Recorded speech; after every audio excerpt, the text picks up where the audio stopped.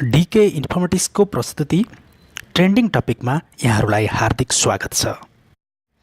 Trending टपिकको आजको एपिसोडमा हामी मुगलिङ नारायणगढ सडक खण्डको निर्माण अवस्थाको बारेमा चर्चा गर्दैछौँ। आजको छलफलको विषय छ के मुगलिङ नारायणगढ सडक खण्ड निर्माणको म्याद थप्ने कार्य अन्तिम होला त? निर्माण सम्पन्न हुनुपर्ने मिति 3 वर्ष टरिसक्दा पनि अझै समय थप्ने क्रम चलिरहेको छ। यसअघि पनि पटक पटक गरी समय थपेर यस आयोजनाको निर्माण सम्पन्न हुनुपर्ने मिति 2074 फागुनसम्म पुर्याइएको थियो।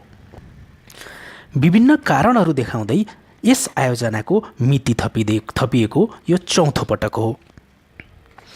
भूकम्प, मनसुन तथा नाकाबन्दीको कारण देखाउँदै मिति थप्दै गरिएकोमा यसपटक भने निर्वाचन तथा चाडबाडलाई कारण देखाइएको छ।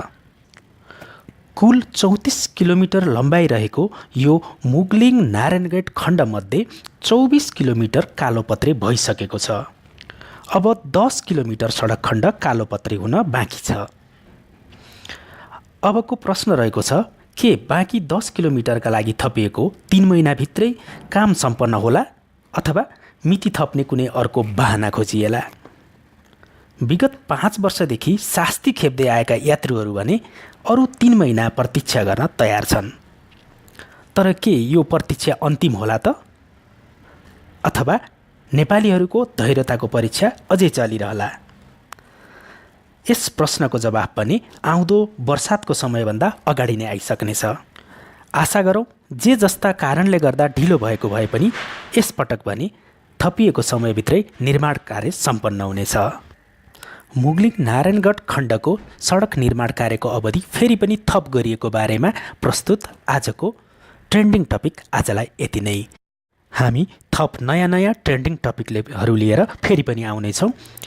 नयाँ ट्रेन्डिङ टपिकहरूको बारेमा जानकारी राख्नका लागि हाम्रो च्यानल डीके इन्फर्मेटिक्सलाई सब्सक्राइब गरिदिनुहोला। मुगलिङ नारायणगढ खण्डको सडक निर्माणको म्याद थपिएको बारेमा प्रस्तुत आजको कार्यक्रम यति नै। नयाँ ट्रेन्डिङ टपिक लिएर फेरि पनि आउनेछौँ। डीके इन्फर्मेटिक्सको प्रस्तुति ट्रेन्डिङ टपिकबाट आजलाई बिदा दिनुहोस्। नमस्ते।